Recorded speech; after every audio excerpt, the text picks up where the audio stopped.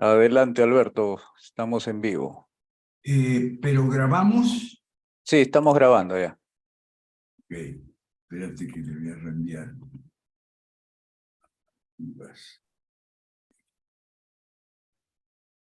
Bueno, hoy lunes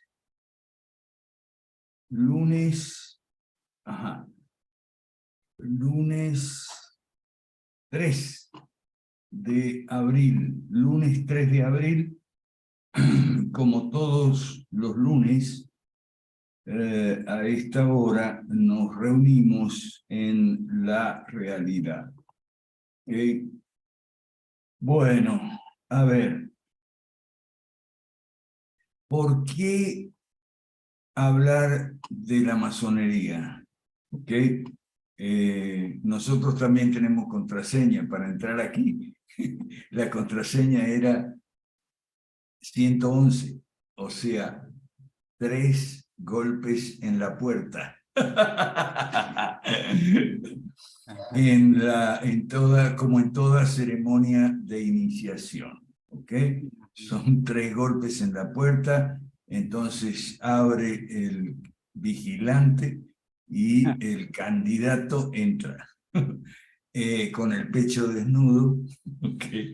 Y los ojos vetados. ¿Está bien? Bueno, ok, ¿por qué el tema de la masonería? Artemio sabe mucho de la masonería también. ¿Por qué el tema de la masonería? Bueno, porque los hispanistas están todo el tiempo fastidiando con que la culpa de todos nuestros problemas la tienen los masones, que hicieron la independencia, que los héroes de la independencia, próceres tanto militares como civiles, constitucionalistas, primeras autoridades y legisladores aquí en América Hispana, eran todos masones. Agentes ingleses pagados por el Tesoro de Gran Bretaña y que hicieron algo malo, la independencia. La independencia fue algo malo que hicieron todos esos masones, Miranda, Bolívar, San Martín, O'Higgins, todos esos masones hicieron la independencia y eso fue algo malo, porque según los hispanistas, ¿okay? El imperio español del cual formábamos parte, los españoles americanos, ¿okay? Era una maravilla, ¿ok? Y la culpa de todo la tienen los masones. Bueno, yo no sé qué habrá que hacer según ellos, hablar con el rey de España, me imagino, no sé, con el presidente actual español, porque seguramente es masón, o debe ser masón, o filo masón, ¿ok? Y pedir que nos reintegremos. Yo de lo que estoy hablando es de los estúpidos. Aquí lo que no es izquierda es gente estúpida, pero estúpida en gran manera, como diría el apóstol Pablo, ¿ok? Estúpida en gran manera. Y entonces, por eso no nos siguen a nosotros, ni nos escuchan, no se acercan al proyecto 5R para nada. ¿Por qué? Porque prestan su atención, toda su atención, a gente estúpida que dice tonterías, repite tonterías, como esta de los hispanistas, y se pega en las redes sociales, en YouTube, miles de seguidores, suscritos a los canales de los hispanistas y tal. ¿Ok? No son los únicos, esa no es el hispanismo, y la antimasonería no es la única estupidez, hay muchas otras que tienen que ver con el miedo.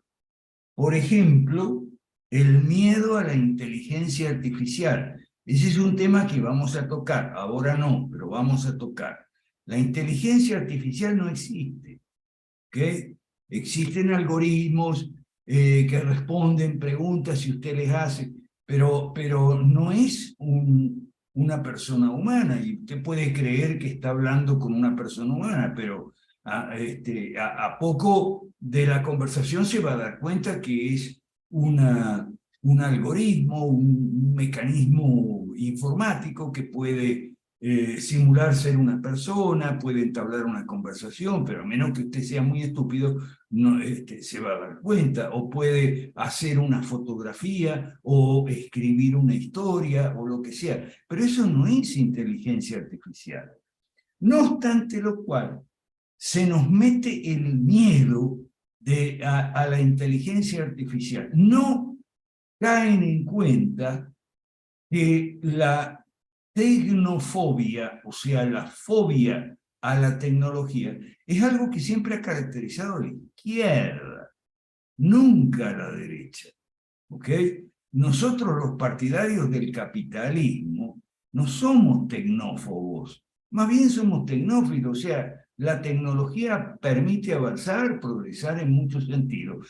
Y la tecnología, para los que creemos en el capitalismo, es un bien escaso, es un capital, ¿ok?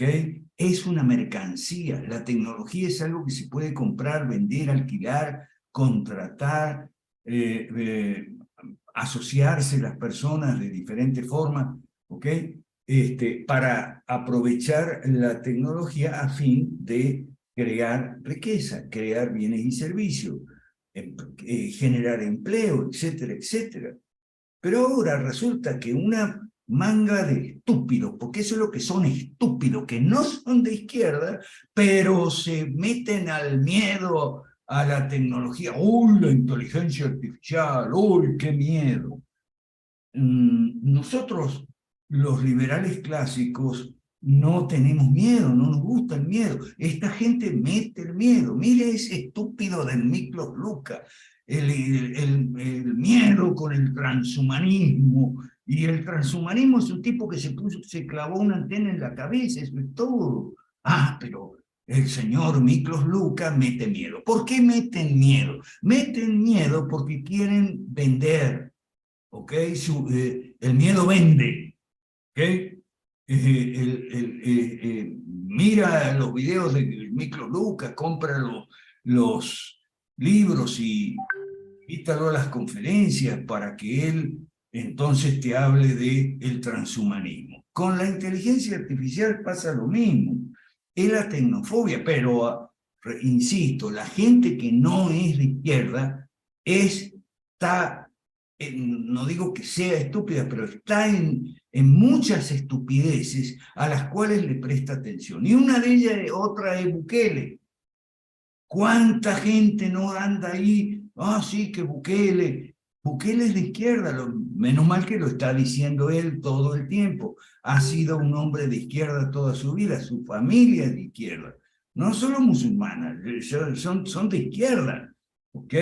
Su papá era un gran empresario de izquierda y él militó toda su vida en la izquierda, en el Farabundo Martí, hasta que lo echaron. Lo echaron por un tema de corrupción en Nueva Cuscatlán y después en la ciudad de El Salvador, capital del país, de la cual él fue alcalde, etc. Lo echaron. Entonces él fundó su nuevo partido, nuevas ideas, y todo eso. Pero era un tipo de izquierda y sigue siendo un tipo de izquierda y lo dice. Hay que ser bastante estúpido, no siendo de izquierda, para entonces vitorear y aplaudir y elogiar a Bukele. El Foro de Madrid, otra estupidez. El Foro de Madrid, si usted mira atentamente los firmantes del documento inicial y los que se unieron después contra el comunismo, son todos socialdemócratas, son todos socialistas de la Internacional Socialista. Claro, no del grupo de Puebla, Foro de Sao Paulo, sino de la Internacional Socialista. Todos socialdemócratas. El principal socialdemócrata fue el exalcalde es el exalcalde de Caracas, que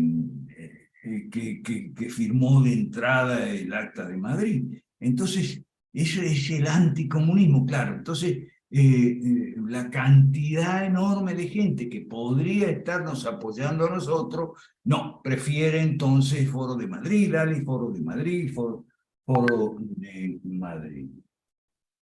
Bueno, entonces, ¿por qué dos visiones de la masonería? Bueno, en la masonería tenemos el siguiente caso.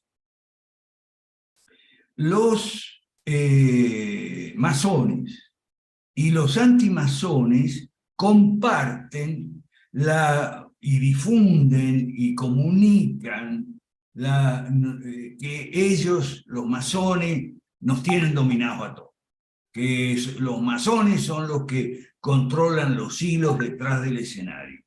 Esto es una cosa bastante idiota, porque los que empezaron con ese cuento fueron más bien los antimasones, y los masones se pegaron después, porque cuando los antimasones dijeron, oh, que los masones nos tienen dominados, entonces los masones dijeron, sí, claro, somos muy importantes. Me comentaba Juan Alberto que conoce una persona que es bastante bruta, o algo así, después me corregirá, que se cree muy importante porque es masón.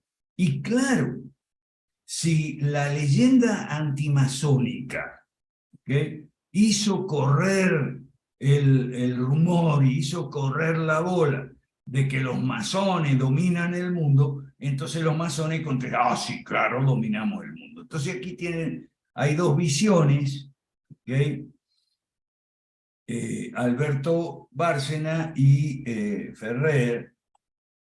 Una es, una es la primera, Alberto Bárcena, es la antimasonería, ¿no? La leyenda antimasónica.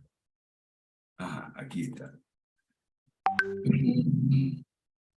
El libro de Alberto Bárcena se llama Iglesia y Masonería, las dos ciudades, y el otro libro de José Antonio Ferrer se llama La Masonería.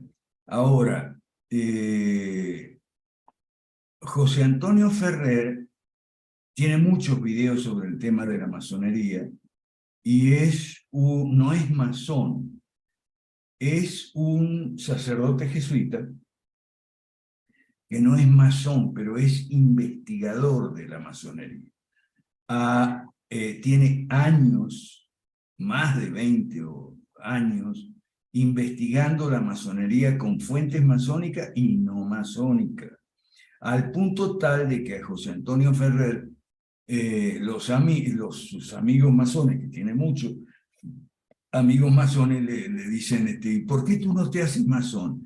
Y él da una respuesta bastante liberal, dice, bueno, porque yo aprecio mi libertad, entonces no voy a... investigo la masonería porque soy historiador, y la masonería es un objeto de interés histórico y quiero desentrañar la verdad sobre la masonería. ¿Es verdad que dominan el mundo? ¿Es verdad que descienden de los Illuminati? ¿Es verdad que hacen sacrificios humanos de niños? ¿Es verdad que adoran a Satanás? Y todo lo que dice Alberto Bárcena. Esas son más o menos las acusaciones contra la masonería. Y bueno, José Antonio Ferrer intenta presentar una imagen bastante equilibrada, ¿no? Y realista y objetiva sobre la masonería. Y lo primero es que no se puede, o es muy difícil, hablar de la masonería en singular, porque hay infinidad de ritos. Está el rito escocés, está el rito del Gran Oriente, que son los dos principales. Hay infinidad de masonerías muy diferentes una de otra, regulares e irregulares. Las irregulares son las que no están dentro de estos ritos, ¿ok? Y además de eso, hay una gran cantidad de logias que no son masónicas. Pudieron haberlo sido y después se han desprendido de la masonería o han sido expulsadas, como la famosa logia P2 de Licio Gelli y compañía. ¿Okay? La logia P2 de Licio Gelli empezó como una logia masónica. Se llamaba P2 porque era Propaganda 2, o sea, sucesora de la logia Propaganda que se había fundado en Italia en tiempos de Garibaldi, 1870, ¿ok? Pero el señor Licio Gelli fue poco a poco con su logia P2 dejando de hacer masonería y usando la logia P2 para hacer negocios, muchos de ellos turbios, ¿ok? Y entonces las cúpulas de los ritos, digamos, de libre y aceptado y caballeros racionales y todo eso, lo expulsaron la logia P2. Pero la logia P2 siguió operando como una especie de club de amigos donde se copiaba mucho de las formas externas de la masonería, el secretismo, el tema de los toques, signos y palabras, así es la fórmula, ¿no? Toques, signos y palabras para identificarse y reconocerse, la cooperación mutua, la fraternidad, es todo muy bueno para hacer negocios, sobre todo si son turbios. Entonces, la logia P2 fue expulsada de la masonería, pero siguió funcionando, siguió siendo una logia, aunque no masónica, ¿ok? O por lo menos no totalmente masónica. Por eso va a haber documentos como los documentos de Bolívar, de las Cortes de Cádiz, que prohíben la masonería, pero no se refieren a la masonería, sino que se refieren a las Cortes de Cádiz, perdón, a las sociedades secretas, ¿ok? Y entre las sociedades secretas, obviamente, se incluye la masonería, pero también se incluyen los Rosacruces y también se incluyen las logias que no son masónicas. ¿Está bien? Entonces, voy a página 1. Dice, la masonería se ha vuelto en muchas ocasiones un término tabú y en otras una especie de caricatura que esconde graves amenazas. Ya empezamos con las amenazas. Grave peligro la masonería. A mí nunca me pareció un peligro, incluso antes de saber nada de la masonería, yo siempre pensé que eran un poco de viejos ridículos que se reunían ahí con unos delantalcitos que nunca pensé que tuviera importancia. Después investigué y confirmé mi primera impresión, ¿ok? Por ejemplo, la logia Lautaro y las otras logias que a comienzos de 1800, a comienzos de 1800, trabajaron, como dicen ellos, ¿no? Trabajaron por la independencia de nuestros países, eran logias operativas y específicas, ¿ok? Lautaro y las otras, la de los caballeros racionales y la de los caballeros de Malta, etc. Lo que quería esta gente era la independencia, ¿ok? Porque por lo menos a ellos no les parecía que estábamos tan bien en el Imperio Español. Fíjense que el Imperio Español había impuesto un monopolio. Recién a muy fines del siglo XVIII, a fines de los 1700, aparece un decreto de libre comercio que amengua un poco, aminora un poco el monopolio con España. Entonces, toda esta gente, Bolívar y San Martín y Miranda, tenían razones para independizarse de los españoles, ¿ok? Tenían sus razones. Y las logias fueron un medio, ¿ok? En Inglaterra, ellos vieron que todo esto lo estoy sacando de la investigación de Ferrer Benimeli, que a mí me parece objetiva, irrealista, ¿no? Entonces ellos vieron que los primeros ministros, como el primer ministro Pell en esa época, ¿ok?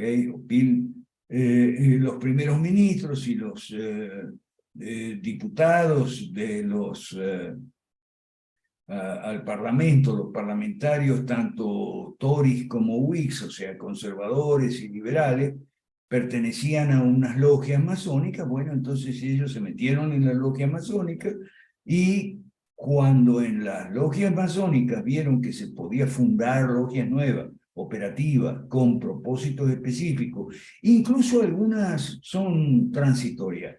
¿Ok? Es muy conocido el método masón de fundar una logia para un propósito específico y una vez que se logró ese propósito, entonces se disolvió.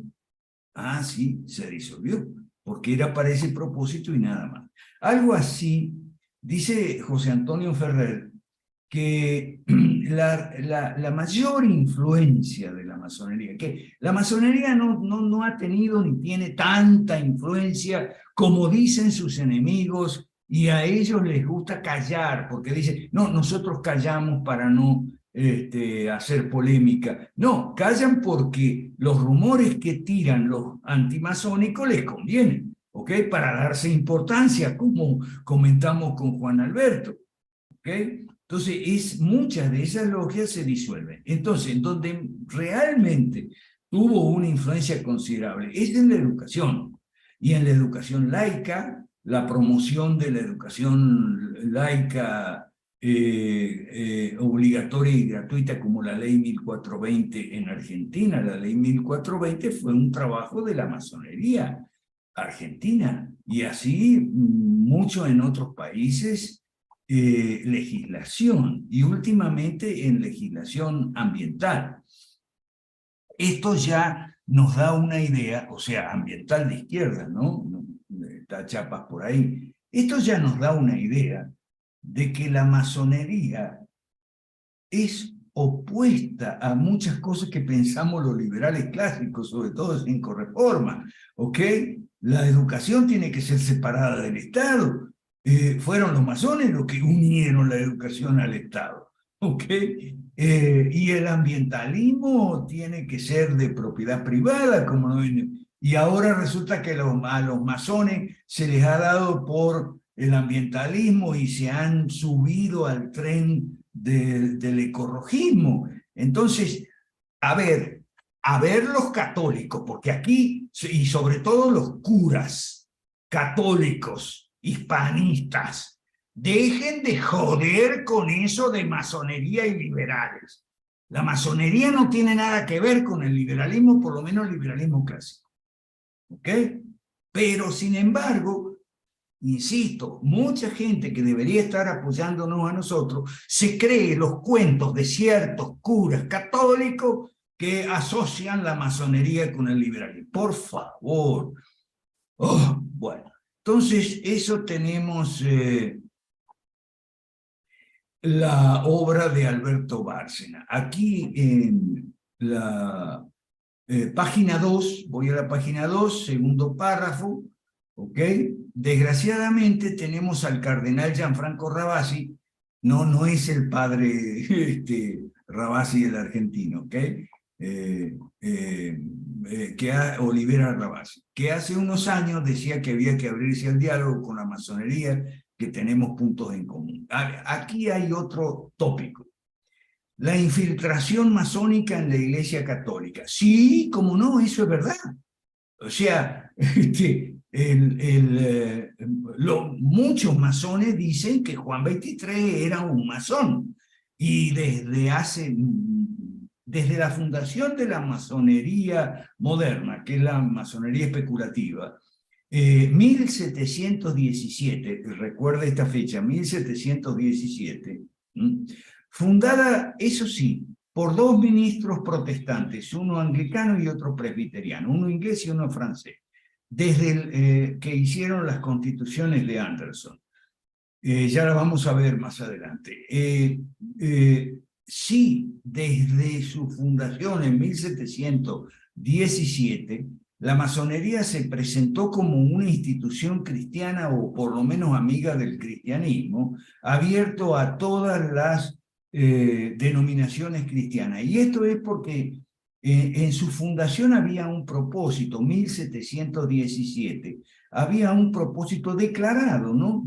Que era la tolerancia, porque Inglaterra venía de guerras de religión que habían sido extremadamente crueles entre anglicanos, irlandeses y presbiterianos. Guerras de religión que, como todas las guerras de religión, eran religiosas y políticas. Los presbiterianos mandaban en Escocia, los católicos en Irlanda, por eso era entre católicos y presbiterianos, y los anglicanos que mandaban en Inglaterra y el país de Gales. ¿Ok? Entonces, fueron largas y cruentas y muy destructivas las guerras de religión. Entonces, la masonería de las constituciones de Anderson, la masonería de 1717, se funda con el propósito de hacer tolerancia. ¿Ok? Entonces,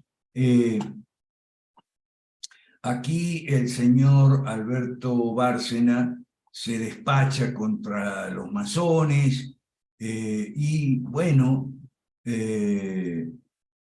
y dice tontería. Fíjese esto, esta idea de crear un hombre nuevo se pudo comprobar muy bien durante la Revolución Rusa. Pero si lo primero que hicieron los comunistas en Rusia fue prohibir la masonería, claro, los comunistas en Rusia hicieron lo mismo que los papas de esa época. Declararon solemnemente que, así como los papas, no se puede ser católico y ser masón, digamos que hay incompatibilidad absoluta entre la masonería y el catolicismo. Lenin y Trotsky, Stalin estaba un poco atrás todavía, porque fue muy temprano esto. Lenin y Trotsky en los primeros 3 congresos, sobre todo el tercero, del Partido Comunista de la Unión Soviética, hacen lo mismo, lo análogo con los papas. O sea, dicen, es incompatible la masonería con el comunismo. Así que les exhortamos a los compañeros, a los camaradas masones, sobre todo en Francia, porque en Francia fue un país donde siempre la masonería tuvo y tiene mucha gente, mucha gente. En Francia y en España también hay muchos camaradas comunistas que son masones. Así que tienen que elegir. O van a seguir siendo masones o van a ser comunistas, pero si son comunistas tienen que salir de la masonería. Eso lo firmaron Lenin, Trotsky, sobre todo en el tercer congreso de la Unión Soviética. Entonces, señores curas católicos, basta de joder con eso de que la masonería es el comunismo, la masonería es el comunismo. No, viejo, no. Léanse las actas del tercer Congreso del Partido Comunista de la Unión Soviética, donde explican muy bien por qué no se puede ser comunista y masón. Porque nosotros no, la principal razón es que la masonería es armonía entre las clases y tolerancia, y el comunismo es lucha de clases, sin descontar que la masonería o es una religión o reúne gente religiosa y el comunismo está en contra de la religión. Entonces, ahí Lenin y Trotsky enumeran una cantidad de argumentos muy fuertes, muy contundentes y muy lógicos por los cuales no se puede ser masón y comunista. Así que basta con eso de la masonería y el comunismo, la masonería y el comunismo. Basta. Lo que pasa con los masones hoy en día, siglo XXI, es que la masonería pierde gente y tiene un problema de pirámide poblacional, digamos, de edad.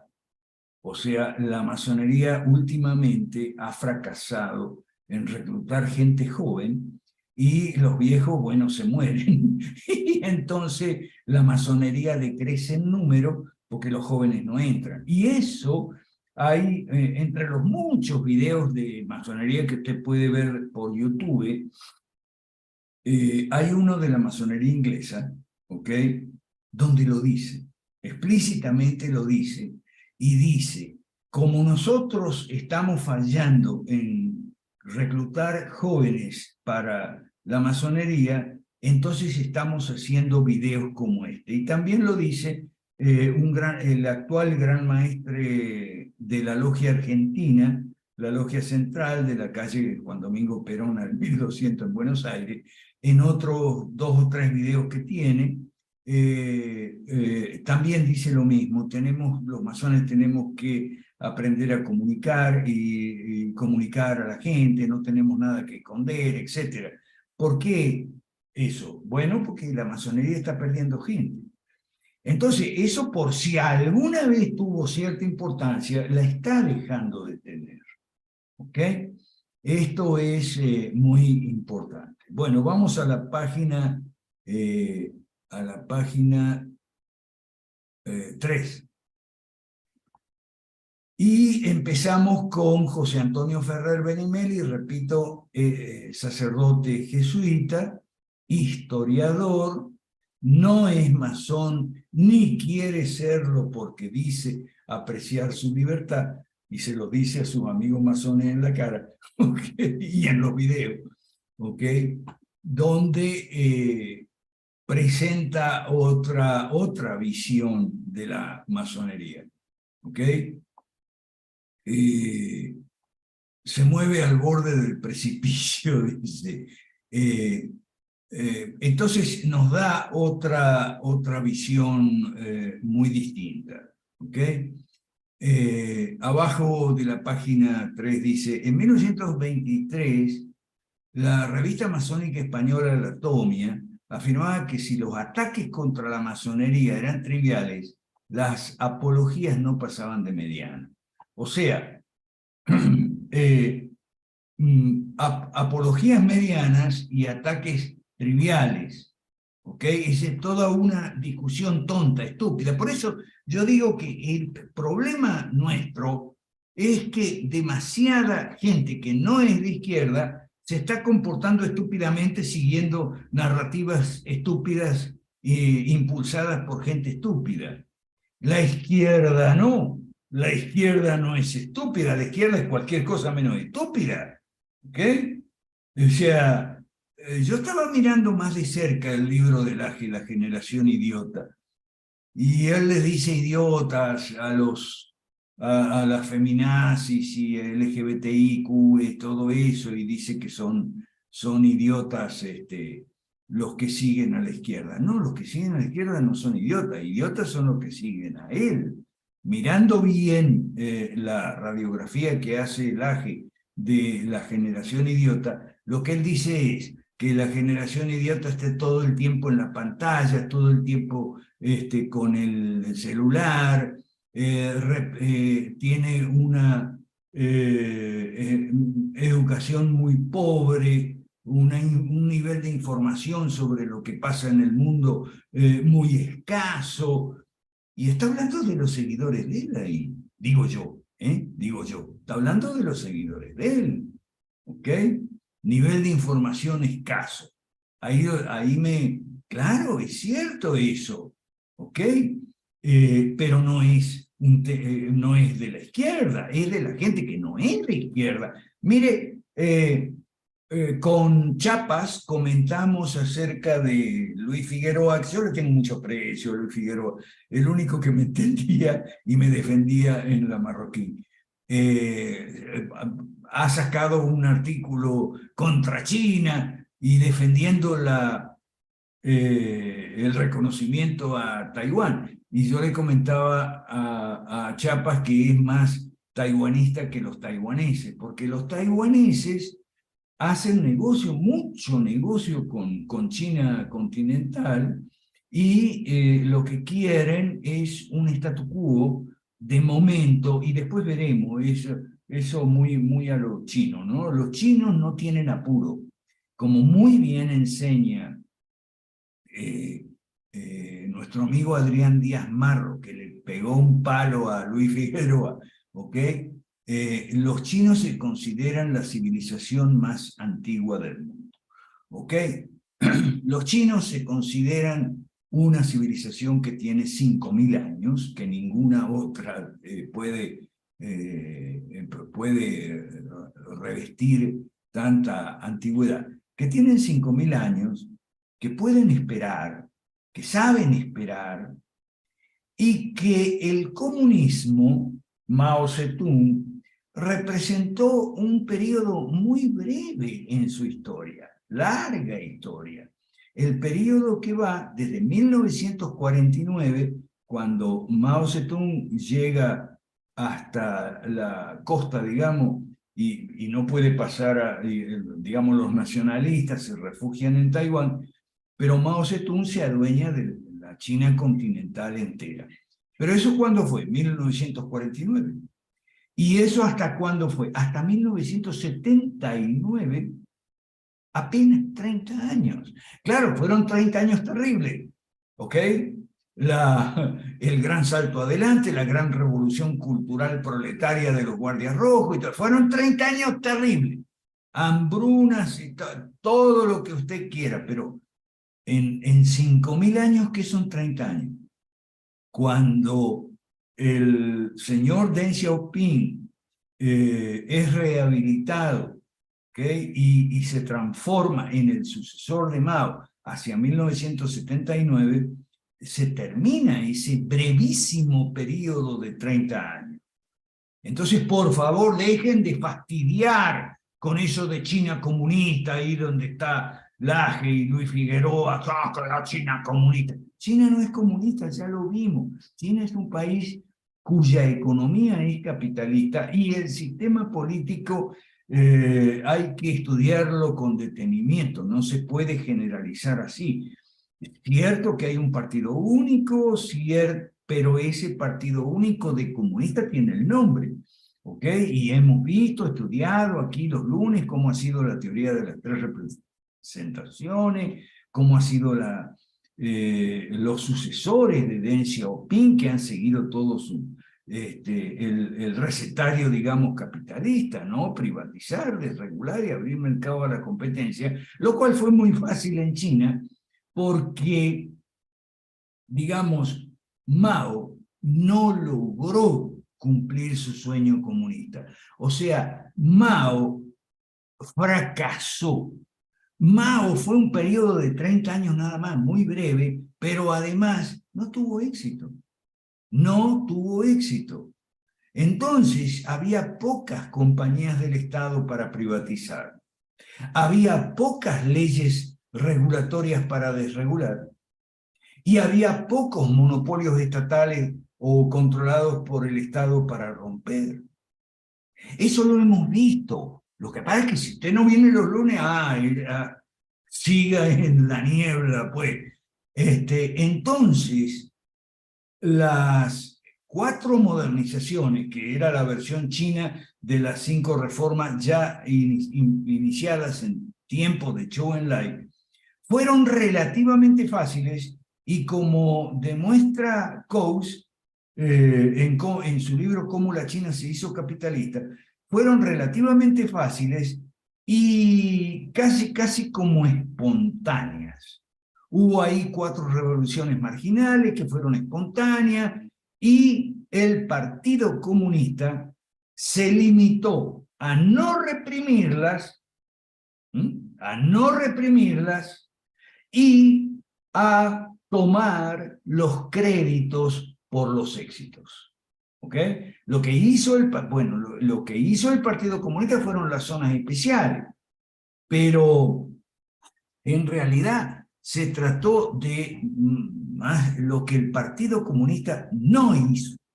El Partido Comunista no reprimió los movimientos, digamos, comerciales, las inversiones, las empresas nuevas que empezaban, las empresas que se rehabilitaron que habían sido suprimidas por Mao, las empresas pequeñas que habían sobrevivido al maoísmo y comenzaron a crecer. O sea, lo importante en cómo China tiene una economía capitalista es lo que el Partido Comunista, a través del control absoluto sobre el Estado, no hizo, no lo que hizo, sino lo que no hizo. Incluso, diferente al caso de Rusia, en Rusia sí era en 1917 un país relativamente industrializado, por lo menos en su parte europea, en su parte occidental. Entonces, sí, los comunistas estatizaron, sobreregularon y crearon monopolio, ¿ok? Entonces, pero eso no fue así con Mao. Mao fue un fracasado, ¿ok? Fracasó, no logró hacer la China comunista que él soñaba. Y en sus últimos años, él medio se dio cuenta. Por eso, en sus últimos años habla, y Adrián Díaz nos lo recuerda, de que le conviene a China, según Mao, Mao, según Mao, le conviene a China hacer negocios con países capitalistas, no con países comunistas. ¿Y por qué? Ah, porque los países comunistas son pobres, pues, y China también es un país pobre. Entonces, o sea, Mao un poco se dio cuenta de las barbaridades que había hecho, pero eso fue muy tarde y se murió. Vamos a la página 4.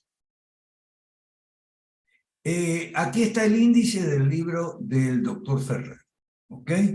Para el que quiera salirse de las tonterías. Por ejemplo, otra tontería, la masonería y la reforma protestante. Nada que ver. Si el fuerte de la masonería, una de las marcas de la masonería, es la racionalidad. Y Lutero dijo que la razón era la cortesana de Satanás. Y lo malo de Lutero fue esa ruptura con la razón, el oponer la fe a la razón. ¿Ok? Eso lo estudia muy bien un nuevo amigo que hice en Perú que se llama César Félix Sánchez, es católico, es amigo o conocido de Juan Alberto, y gracias a Juan Alberto hemos podido tener una hora de conversación con Sánchez. Entonces, ¿qué dice Sánchez? Y bueno, que lo peor de Lutero fue haber separado la fe de la razón, haber despreciado la razón, haber echado la razón fuera de la iglesia, ¿ok? Cristiana. Eso fue lo malo, lo peor de Lutero. No fue oponerse a las indulgencias. Las indulgencias fueron, son y siguen siendo, o fueron un negocio, más o menos. O sea, el vender por dinero favores celestiales, favores de Dios que se intercambian por dinero. Eso hacían los vendedores de indulgencia, el famoso obispo Tetzel y compañía. Eso no estuvo mal de Lutero. Lo que estuvo mal de Lutero fue haber echado la razón al cubo de la basura. Ahora, ¿quién hace de la razón y el racionalismo y los caballeros racionales toda una, casi como una religión? Aparte de la Revolución Francesa, que fue pero ya vamos a ver el tema de la Revolución Francesa, la diosa razón, ¿no? Que era una prostituta, que la vistieron y que la diosa razón y todo eso. Entonces, basta de que de asociar la masonería a la reforma protestante. La masonería no tiene nada que ver con la reforma protestante. Y la masonería no tiene mucho que ver con la Revolución Francesa. Vamos a lo último, por favor. Vamos a algunos datos importantes. Última página y la penúltima.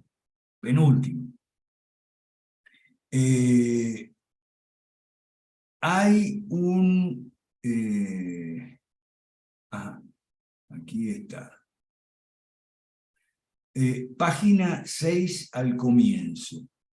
Masonería autora de la Revolución Francesa de 1789. Eduardo Cariaey, referente argentino de la masonería cristiana, entre comillas, lo desmiente. La masonería, y esto Ferrer también lo pone bien claro. Basta de masonería revolución francesa. La masonería europea judio-cristiana en sus orígenes, en su inicial concepción y primera doctrina, fue víctima del terror revolucionario y aniquilada en una guerra fratricida. Por eso, porque los masones franceses eran reclutados en la pequeña nobleza y alta burguesía. Por eso masones había tanto en el bando represor como en el bando reprimido.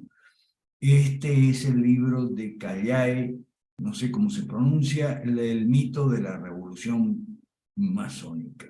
Vamos a datos importantes, página 5 al final. Las constituciones de Anderson marca el inicio de la moderna francmasonería especulativa, redactadas por el pastor presbiteriano James Anderson y el pastor anglicano Jean-Théophile de Saulier, francés exiliado en Inglaterra, se aprobaron y se publicaron en 1723. Esta masonería se inició en 1717, pero los estatutos, los primeros constituciones de Anderson, se publicaron en 1723. El artículo 1 dice, el masón está obligado por vocación a practicar la moral y si comprende sus deberes, nunca se convertirá en un estúpido ateo ni en un hombre inmoral. Artículo 2. El masón debe ser una persona tranquila, sometida a las leyes del país donde esté establecido, y no debe tomar parte ni dejarse arrastrar en los motines o conspiraciones fraguadas contra la paz y contra la prosperidad del pueblo, ni mostrarse rebelde a la autoridad inferior, porque la guerra, la efusión de sangre y los trastornos han sido siempre funestos para la masonería. Y eso se va a verificar en 1789. Fueron cientos y miles los masones asesinados durante la Revolución Francesa. Es cierto que algunos masones eran de las ideas iluministas, ¿ok?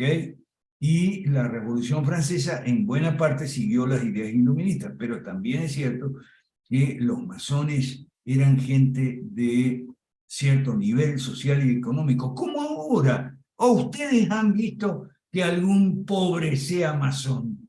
Okay. Ahora no hay ningún pobre que sea masón, bueno, antes tampoco. ¿Okay? Bueno, sigamos con la página 6. Bueno, pero sí he visto aspirantes a dejar de ser pobre que se mete de masón.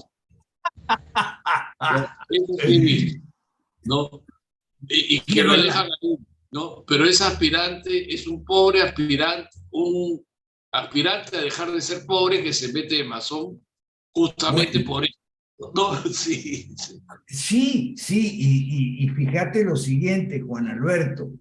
Uno de los videos del gran masón, del gran maestro de la logia argentina, dice que el objetivo de la masonería es mejorar a las personas en 3 aspectos: intelectual, moral y material. ¿Qué te está diciendo?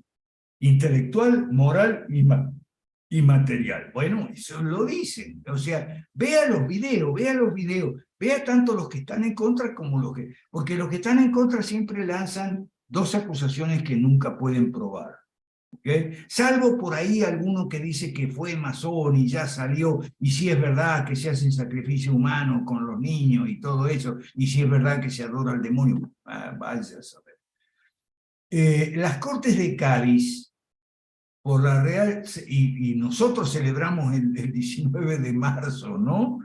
Bueno, antes del 19 de marzo, las Cortes de Cádiz, el 19 de enero, o sea, 2 meses antes, confirman la prohibición de la francmasonería en España y en los dominios de India y Filipinas. Así que dejen de joder con liberales y masones. Pero si los liberales de Cádiz prohibieron la masonería, Simón Bolívar, dale, por decreto del 28 prohíbe en el territorio de la República de Colombia las asociaciones y confraternidades secretas. Esto demuestra a las claras, ¿okay?, que Simón Bolívar y los héroes de la independencia habían hecho un uso instrumental de la masonería. O sea, se valieron de sus contactos masónicos para conseguir apoyo inglés. Sí, eso es verdad, para conseguir dinero a fin de armar los ejércitos y todo eso. Sí, eso es cierto. ¿Ok? Pero tan pronto se consiguió la independencia de la República de Colombia, que en esa época era Gran Colombia, abarcaba Venezuela, Panamá y Ecuador, ¿ok? Prohibida la masonería, ¿ok? Ahí está. Y a la policía a perseguir a la masonería. Entonces, dejen de fastidiar. Y por supuesto lo que ya nombramos, Cuarto Congreso Mundial de la Internacional Comunista, incompatible ser masón y ser comunista, ¿ok? Así que no fastidien. Y por último, los protestantes, ¿ok? Aquí está. Los fundamentals son el equivalente protestante a las sílabos de Pío IX y Pío X. Y aquí, en los fundamentals, también se dice que las sociedades secretas, ¿ok?, son de naturaleza religiosa, pero no cristiana. Si alguna vez, porque cuando hablamos de los fundamentals, es comienzos del siglo XX, 1910. Si alguna vez la masonería fue cristiana, y sí lo fue en su comienzo, según las constituciones de Anderson, dejó de serlo después progresivamente. ¿Ok? Bueno, y les dejo para tarea leerse la leyenda negra antiespañola. No fue obra de los masones, ni de los protestantes, ni de los ingleses, sino de Fray Bartolomé de las Casas. Claro, los hispanistas ahora despotrican contra Bartolo. Dicen que Bartolo fue un comunista, dicen que exageró la cifra. Bueno, sobre esto de exagerar la cifra hay que decir una cosa, y es que en esa época se hablaba de cifras en forma muy indeterminada y muchas veces exagerada porque no había estadísticas. Entonces se decía cientos, miles y se quería significar muchos. Es igual que en la Biblia también pasa lo mismo. Cuando hablan de cientos, miles, significa mucho, ¿ok? Pero no un número preciso y determinado. Hoy en día nosotros tenemos un progreso importante en la ciencia y arte de las estadísticas, la probabilidad, aleatoriedad, etc. Entonces nos acostumbramos a las fechas precisas. Pero en la época de Bartolo eso no era así. Entonces sí es verdad, exageró un poco la cifra. Pero todo lo que dijo fue...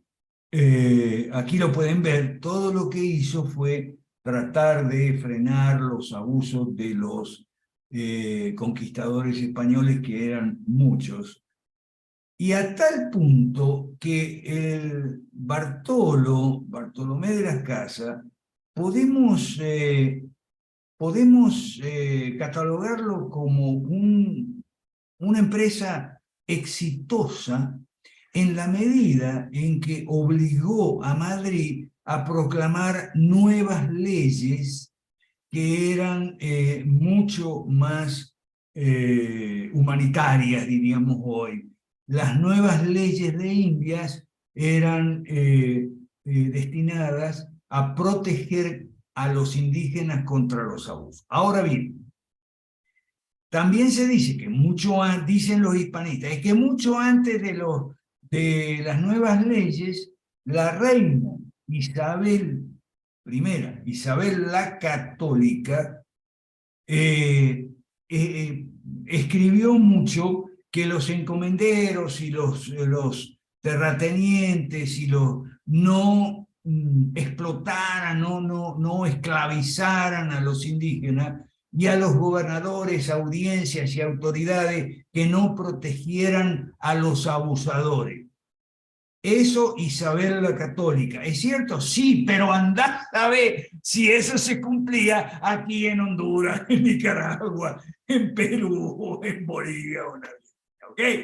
Así que vamos a poner la realidad por delante, ¿ok? La realidad por delante, y no nos vamos a confundir con leyes que pueden tener muy buenas intenciones y pueden estar muy bien redactadas y tener fuertes penalidades para los abusadores, porque sí los tenían las nuevas leyes de India, fuertes penalidades para los abusadores, pero anda que se cumplieran aquí en esa época. Bueno, a ver, vamos al chat como acostumbramos nosotros, ¿ok?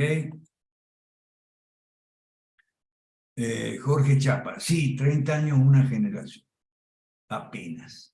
O sea, es lo que insiste nuestro querido amigo Adrián Díaz Marro. Es apenas una generación a Mao, al punto tal que muchas de las empresas que Mao había liquidado resurgieron después.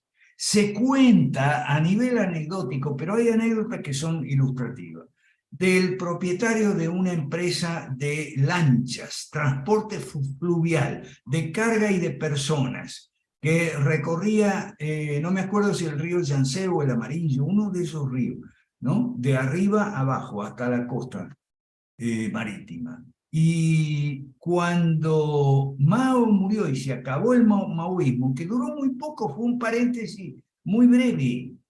Cuando Mao murió, este hombre todavía vivía. Era muy viejo, pero sus hijos no. Entonces le escribió una carta a Deng Xiaoping diciéndole lo siguiente: oiga, yo tenía una empresa de lanchas, me las confiscaron. ¿Sabrá usted, señor presidente, dónde están mis lanchas? Porque si usted me devuelve mis lanchas, no digo yo que ya estoy viejo, pero mis hijos están dispuestos a reanudar las operaciones de transporte fluvial de carga y de personas. Y Deng Xiaoping le consiguió las lanchas, se las devolvió y la compañía se rehizo después de Mao. Es una anécdota, pero es ilustrativa. Javier Acuña, China dice un país, dos sistemas. Adrián, que vive en China desde hace 12 años o más, Adrián dice que ya no hay un país, dos sistemas, que comunismo ya no hay, que un país, dos sistemas podía hablarse a comienzos de la revolución capitalista en China, digamos en la década de los 80 y 90, cuando las zonas especiales, el capitalismo estaba en las zonas especiales, que al principio eran 4, después fueron 14 y demás, pero en la China rural, sobre todo en la China montañosa del norte, todavía había comunismo, y por lo menos una cosa del comunismo que se subsistía eran los 3 cuencos de arroz al día, ¿ok? Que repartía el Estado y demás. Pero Adrián dice que no, que ya a partir de los años 2000 ya no se puede decir que hay un país, dos sistemas. Jorge Chiapas, y con el modernismo tienen que ver, me imagino los masones, Jorge Chiapas, ¿no? Ok. Sí, sí, sí, Que sí. ver Es que los dijo, masones, con el modernismo. No, porque en la época del modernismo, decía el Renacimiento y todo eso, los masones no existían. Hay que ver otra cosa. La masonería tiene un origen muy concreto, 1717, y Inglaterra. Se expande la masonería y vienen otros ritos y después, pero todo es después de 1717. ¿Ok?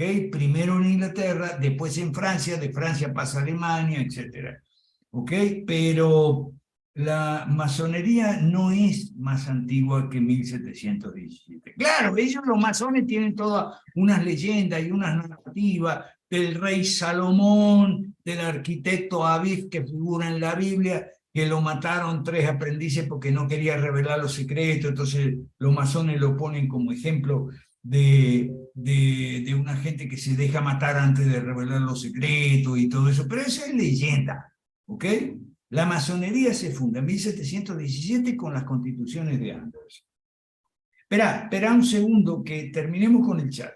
¿Quien razona es inteligente o es al revés? y los católicos, ¿por qué es exorcista? Ay, no te entiendo, Angie, no te entiendo. O sea, hay gente que razona correctamente y hay gente que razona pero no correctamente y hay gente que no razona. ¿Me entendiste las tres? O sea, el que emplea la recta razón, el que emplea la razón pero mal y el que no emplea la razón. Ahora, esto de Lutero no te entiendo. Si quieres, abre el micrófono y conversamos. ¿Dónde está Buenas Jack noches, Ma? profe. Mira el video de Díaz Marro sobre Jack Ma, ¿ok? El fundador de Alibaba. Javier Acuña. Estuve ahí, se hacían llamar así. No sé, Javier Acuña, dónde estuviste. Bueno, dale Chapas y después Angie si quiere. Y Javier. Angie, si quieres, dale tú, tranquilo. Angie. Gracias, Jorge. Buenas noches. Sí, no, Más que le fuerte, decía que, más alto. le decía que los exorcistas manejan la teoría que Satanás entra por la inteligencia y les domina por la inteligencia. Entonces, esa teoría desde el padre Pellegrini viene. Así que aquí está de moda los exorcismos y todo el mundo dice quién es inteligente es hijo de Satanás. A ese nivel está llegando el catolicismo. Bueno, mira, yo he visto videos de curas católicos exorcistas, empezando por el padre Amorth y compañía, ¿ok? Y ahí hay, qué bueno que planteaste el tema, Angie, gracias, porque no es lo mismo inteligencia que orgullo. Los exorcistas dicen que Satanás entra por cualquier puerta que tú le dejes abierta. Eso dicen los buenos exorcistas. Yo he visto los videos, usted puede verlo también. ¿Okay? El padre Mancuso en Argentina, es un exorcista argentino. ¿Okay? Sería bueno que lo fuera a exorcistar a Bergoglio. Dice que Satanás entra por la puerta que tú le dejes abierta. Y la ouija, la lectura de cartas o lectura de hojas, como hay en Bolivia, en la cancha, que me acuerdo siempre de la lectura de hojas de coca en la cancha, ¿no? La brujería, la santería, la consulta a los adivinos es una puerta. Otra puerta son las bajas pasiones, ya sabemos lo que es, ¿no? Las bajas pasiones, ¿ok? Esa es otra puerta por la que entra Satanás. Y otra es el orgullo, no es la inteligencia. El orgullo, lo que pasa es que el orgullo es un pecado con frecuencia de la inteligencia, de gente que se cree súper inteligente, ¿me explico? Entonces, el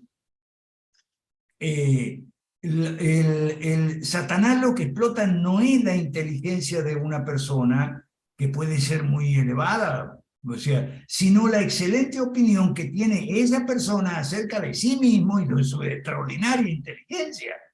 ¿Ok? Eso por lo menos yo le he escuchado a los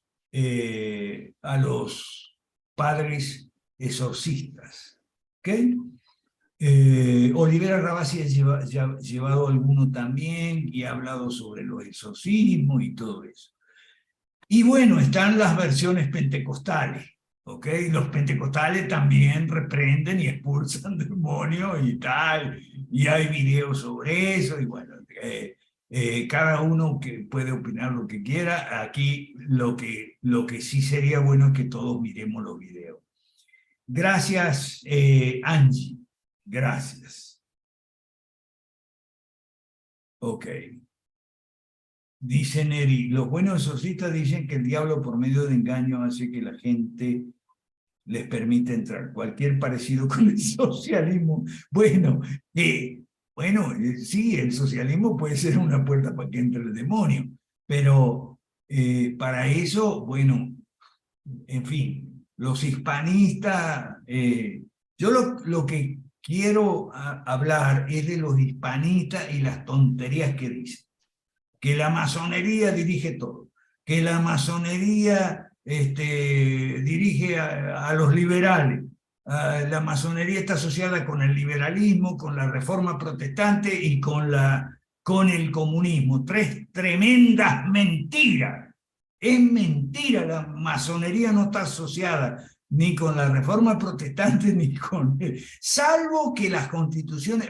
sí, por ahí puede ser. Las constituciones de Anderson, pero las constituciones de Anderson son de 1717, y Lutero es 300 años antes. Lutero rompió con la razón. Eso es lo malo y censurable de Lutero. ¿Okay? Entonces, lo de el compinchamiento de la masonería con la reforma protestante es muy discutible. Dale chapa que vos tenés para rato, seguro. Sí. Sí, la verdad es que tengo aquí algunos comentarios, profe. Lo primero es que ponía ahí, y con el modernismo, sé que no cronológicamente tiene que ver con el modernismo, pero me refiero a si la corriente del modernismo influyó finalmente a la masonería por el vínculo que ambos rechazan la razón. Y bueno, yo no ubicaba a Lutero en ese plano, ubicaba más a Descartes en ese plano. Entonces, no sé si también tanto Lutero como Descartes, o Lutero en la misma proporción que Descartes, se traen abajo todo lo que usted ha llamado el edificio o la arquitectura, digamos, escolástica y de filosofía, ¿no? Entonces, como... Sí, pero la masonería se define como racional. Y en el modernismo se inscribe principalmente Kant. Y Kant es el que les derriba también en la misma tradición que Lutero. Kant también es el que está en contra de la razón, que dice que hay que ir por la moral, por los sentimientos, pero no por la razón. Entonces, no, la masonería se define a sí misma como racional. Ajá. Entonces, Pero en ese sentido sí es un resabio del modernismo, profe, y del iluminismo, que usted aquí lo mencionaba, del del Renacimiento y de iluminismo, todas estas corrientes. vuelta a lo mismo.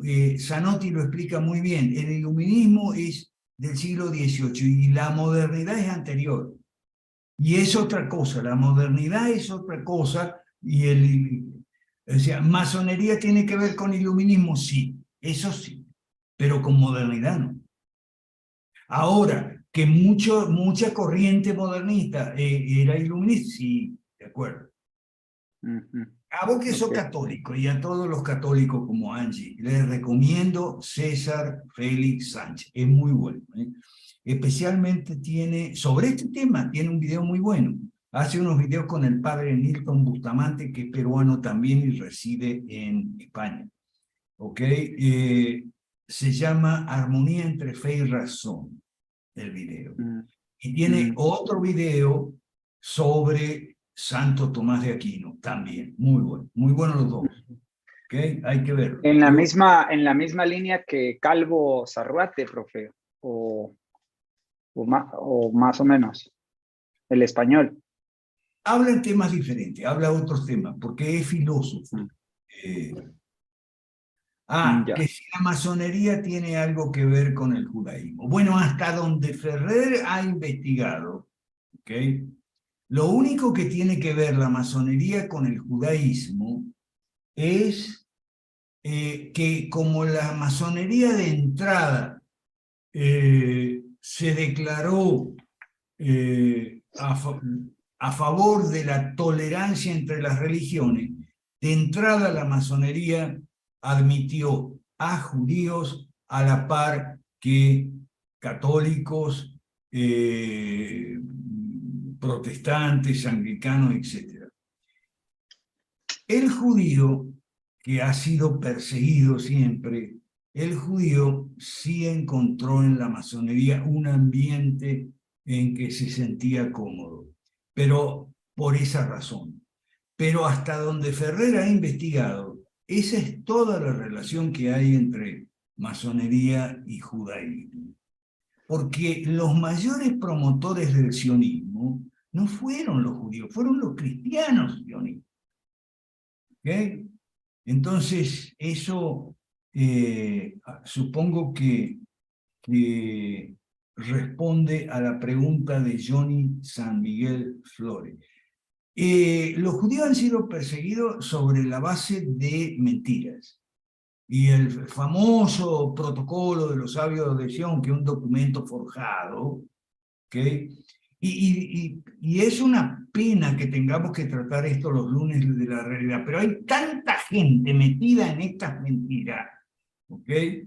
que no es de izquierda y debería estar con nosotros, pero no va a estar. Por eso yo le discutía, cuando el sábado pasado hicimos directorio, yo le discutía amigablemente con Juan Alberto, bueno, si no hay gente que nos va a seguir a nosotros, ¿qué le vamos a hacer? Si en un país como Costa Rica, que era el que estábamos hablando, bueno, puede ser que no haya gente. El patriarca Abraham en la Biblia intercede por Sodoma, y entonces no hay ni 50, ni 40, ni 30, ni 20, ni 10, no hay ninguno. No hay ninguno, chao. Bueno, no hay ninguno, ¿qué vamos a hacer? Dale, A los Chapa, hijos, sigamos. a los hijos. Sí, bueno, entonces, profe, yo recuerdo que usted nos mencionaba en el foro que este liberalismo que aterrizó acá en América Latina en el siglo XIX era el liberalismo masónico, así le llamó usted. Ahora, entonces, este liberalismo que era de cepa francesa, digamos, ¿sí? Que de alguna manera había inspirado la Revolución Francesa, ese liberalismo, esa masonería que abrazaron los libertadores fue una cuestión, digamos, por conveniencia y por Claro, fue coyuntura, ¿no? instrumental. Lo que sucedió después en América Latina sí es más importante y más influyente la masonería y la ideología de la masonería, porque sí es verdad que la masonería dice que no tiene ninguna ideología, mentira, sí tienen ideología, porque esa ideología de la masonería no la introdujeron los próceres y los héroes de la independencia, la introdujeron los que se llamaban liberales en el siglo XIX, y a eso yo me refería. Yo me refería al todo lo largo del siglo XIX, cuando tenemos liberales y conservadores que en el fondo son masones y jesuitas. ¿Okay? Ya. Todas las luchas terribles, enfrentamientos, guerras del siglo XIX, tienen que ver con masones y jesuitas. Y el enfrentamiento que hubo entre masones y jesuitas. Ahora, la masonería contribuyó a la expulsión de los jesuitas, eso fue antes de la independencia. Y bueno, parece que sí, en cierta parte sí, porque los jesuitas fueron expulsados a fines del siglo XVIII y otro papa, un papa los expulsó, los disolvió la orden. La orden jesuita fue disuelta. ¿Okay? Y muy buenas razones tenían los monarcas y el papa que disolvió la orden jesuita. Y después fue repuesta en 1815, cuando fue derrotado Napoleón, que era uno de los grandes enemigos de los jesuitas. ¿Okay? Entonces yo me refería, Chapas, a ese siglo XIX. Ah, ya, ok. Ahora, profe, esto me lleva a otra pregunta, ¿no? Porque hemos hablado de que hay dos liberalismos, ¿no? El liberalismo francés y el liberalismo clásico. Anglosajón. Hispánico y anglosajón. Ahí voy, exactamente. Hispánico o hispano y anglosajón. Ahora, en el ámbito anglosajón, no ubicamos primeramente a John Locke, ¿verdad, profe? John Locke ya es muy digamos, es una escuela tardía, porque primero están los grandes juristas del siglo XII, XIII, de Brangton y todos estos juristas que hablan del derecho natural. No sé si allí eso podría ser incluso anterior a la Escuela de Traductores de Toledo, profe, o se corresponde en la historia. No, O sea, es, a ver, la Escuela de Traductores de Toledo es siglo XIII. antes, 10 y 11, ¿ok? La Ujú. Escuela de Traductores de Toledo y el rey sabio, ¿no? Alfonso X. Ajá, claro.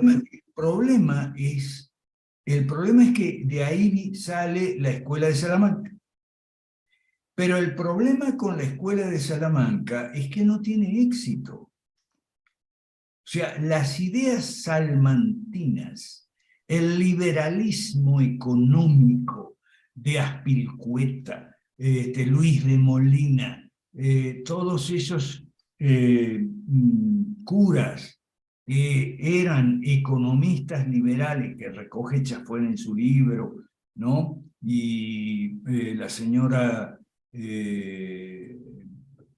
no me acuerdo el nombre de la señora, Bettina Greaves, Bettina Greaves, ajá, sí. exacto, no Ujú. tuvieron éxito, ¿ok?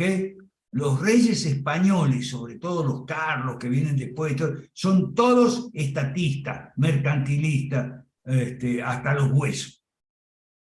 En cambio, Locke tuvo éxito. Locke tuvo éxito en la Revolución Gloriosa de 1688 y la primera declaración de principio. Esa es la diferencia. Tal vez Locke no era un pensador tan fino como los salmantinos en economía y eso, pero Locke tuvo éxito donde los otros fracasaron. ¿Ok? Ok, Entonces, ok, sí.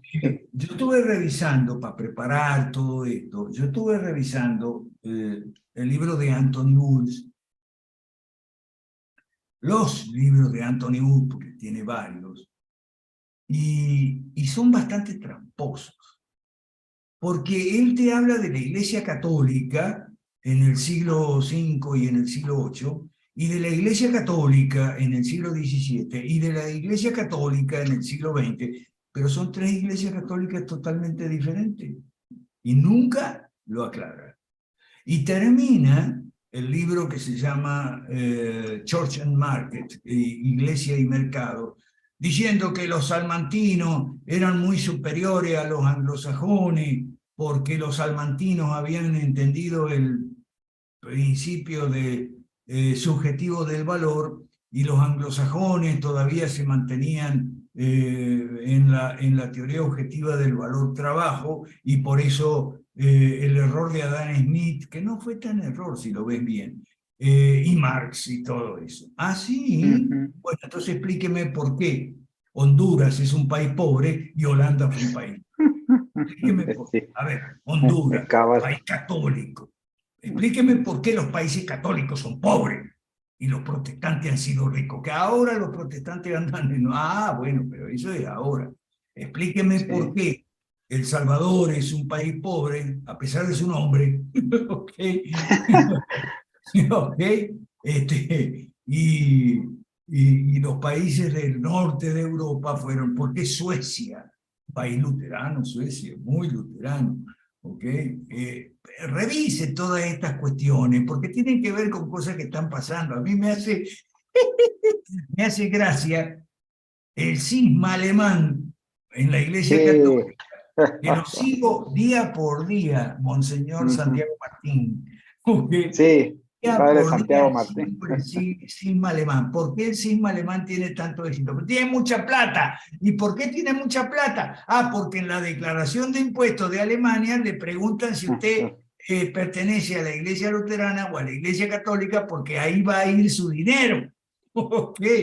Entonces la Iglesia Católica, al igual que la luterana, son iglesias mantenidas por los contribuyentes, lo cual es terriblemente injusto y antidemocrático, porque los contribuyentes los pagadores de impuestos luteranos y mantienen la Iglesia Católica y viceversa. Y no puede ser eso. ¿Ok? Bueno, pero todavía tenemos que estar discutiendo estas cosas porque hay gente demasiado idiota que no está en la izquierda, ¿ok? Como dice el AGE, de pobre educación y escasa información actualizada, ¿ok? Que digo yo, la que lo sigue a él, como que está pendiente de muchas cosas que no son ciertas. Si fuimos colonia o virreinato. Bueno, esa parte sí es cierta. Ellos dicen que nosotros no fuimos colonia, que las colonias eran las del Imperio Inglés y no las del Imperio Español. Esa es una verdad media, porque sí es verdad, Johnny San Miguel, sí es verdad que fuimos virreinato y no fuimos colonia, pero tampoco las inglesas. ¿Ok?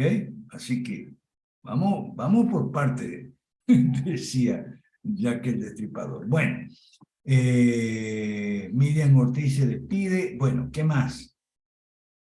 Ok. ¿Algo más por aquí? Bueno. Profe, si me permite un breve Diga. anuncio, pues invitar a los amigos de la realidad que sintonicen Libertópolis el jueves. Me lancé un programa en solitario sobre el tema de si la Iglesia Católica está derrotada o no. Y pues recogí la información de estos videos donde aparecen pues varios sacerdotes, ¿no? El mismo padre Ya. Calvo Zarruate, bueno, hablo de Monseñor Lefebvre, hablo de Charles Moore, bueno, pues, refiero a 7, 8 sacerdotes que he venido escuchando ahora por referencia suya y bueno, pues me lanzo ahí 45 minutos de programa donde creo hilar históricamente la situación que decanta en el sínodo alemán y el problema también en Bélgica y bueno, todo esto que está pasando en la iglesia. Hacete un resumencito aquí para los amigos, porque tú me lo comentaste a mí. ¿Qué sacaste de esos videos y qué es lo que reflejas en tu propio programa? Resumencito para los amigos que no... Ok. Bueno, pues básicamente planteo la pregunta de si la Iglesia Católica ha sido derrotada o no, ¿verdad? De hecho, este título lo recojo de uno de los videos, de los tantos videos que he venido viendo. Y bueno, pues básicamente la tesis es de que sí, ¿verdad? O sea, realmente se encuentra la Iglesia hoy por hoy permeada por una serie de ideologías y de problemas internos que devienen no del Concilio Vaticano II, o sea, realmente como dice un sacerdote, ya con el Concilio Vaticano II fue pues quizás la gota que rebalsa el vaso, ¿no? Y yo termino haciendo una acotación sobre el tema litúrgico y de cómo se concede el Vetus Ordo, y se crea el Novus Ordo y hago mención del Lex Orandi, Lex Credendi, bueno, este tipo de cosas, pero hay sacerdotes que dicen que desde justamente los sílabos de Pío IX, de Pío X, y luego el tercer sílabo, profe, que por ahí anda el tercer sílabo, que llaman el tercer sílabo a una encíclica de Pío VI, creo que fue, o sí, Pío VI, creo que fue. Pero O fue anterior a Pío IX y Pío X. No. Entonces fue Pío, bueno, por acá lo tengo, pero fue antes a Juan XXIII, ¿no? Porque ya con Juan XXIII, cuando convoca el Concilio Vaticano II, pues ya la cosa viene en declive, o sea, ahí ya los teólogos alemanes liderados por Karl Rahner, que por cierto, su filosofía se basaba en Kant, ¿sí? O sea, mucho de Kant, y hablan de los teólogos alemanes y los teólogos franceses y de cómo ellos pues habían sido proscritos antes a Juan XXIII y luego se convierten en los principales asesores del Concilio Vaticano II. Pero es un proceso de deterioro, digamos, de capitulación desde el Concilio Vaticano I y de los sílabos de Pío IX, que es donde se se manifiesta una firme contención hacia las sociedades secretas, hacia el comunismo, y se advierte cómo la Revolución Francesa, con su igualdad equivalente al comunismo, ¿no? Libertad equivalente al libertinaje, ¿no? Y fraternidad equivalente al ecumenismo, que le da paso a una gran cantidad de sectas, digamos, con las que se supone que la Iglesia Católica debe hacer comunión. Y es ahí donde se le da a puerta abierta a todo el paganismo hoy en día y a la Pachamama y todo este asunto, ¿no? Pero lo que dicen estos sacerdotes es de que es un proceso de capitulación de hace más de 100 años, pues, ¿verdad? Y el Concilio Vaticano II le pone casi que la tapa al pomo con el tema de la liturgia, y bueno, el Papa Francisco, que pone su enorme grano de arena en los últimos años, ¿no? Pero eso es más o menos lo que yo hablo ahí. Cito algunos teólogos, cito los sacerdotes que tengo como base, y pues me queda corto el programa, la verdad, pero bueno, la invitación es a que se lo vean, jueves a las 5 de la tarde, hora Guatemala. Ok, bueno, sí. Pero perfecto. Bueno, mi opinión personal, eso le pasa a la Iglesia Católica por haber abandonado la Biblia, por haber dejado a un lado la Biblia. ¿Okay? Gracias a Dios y gracias a los protestantes ahora están leyendo la Biblia. ¿Por qué? Por una razón muy simple, Jorge. La Biblia no cambia. La Biblia es siempre la misma. Entonces, si vos te aferras a la Biblia, no hay problema. En cambio, si tú dejas de lado, tú hoy impones una tradición y dices, esta es la tradición, pero mañana puede cambiar, la tradición puede cambiar. Yo estoy explicando mi clase ahora y estoy preparando clases para Civitas Day de Trujillo, Perú, que me ha invitado a ser profesor de planta. ¿Ok? El catolicismo cambió la Biblia por la tradición y ahora está cambiando la tradición por las apariciones marianas. Supuestas apariciones marianas, de la cual yo he seguido mucho, la supuesta aparición de la Virgen del Cerro en Salta, Argentina. ¿Okay? Los obispos se oponen y ponen razones muy atendibles y dignas de ser tomadas en cuenta, pero eso les pasa por andar cambiando las cosas. Cambiaron la Biblia por la tradición, las tradiciones cambian, ¿okay? Y hoy incluso han cambiado el magisterio de la Iglesia por las apariciones de la Virgen, y que la Virgen dijo aquí, dijo allá, dijo el otro, y todo el mundo en YouTube y en las redes sociales, el mundo católico anda con ese tema de las apariciones de la Virgen, pues. Sí, las advocaciones que le llaman. Si vos estudiaste los 3 sílabos, yo te recomiendo el sílabo protestante, que es The Fundamentals. Ah, sí, sí, también, ya lo tengo en el radar. Ajá, ya lo viste, The Fundamentals, ¿ok? También hay otra cosa que son las teologías nuevas, que han surgido, solo la teología de la liberación, sino, mañana, por ejemplo, hay una charla sobre la teología del feminismo, ¿no? Han surgido este tipo de teologías, cualquiera puede empezar, ¿no? Identitaria, feminista, indigenista y afroteológica. Sí, esa, por ejemplo, eso es también, ya es parte de todo este barullo de cosas que la Iglesia Católica está viviendo. Y la verdad que ahora entras a una misa y hay curas que te dicen buenos días con todos y todas, y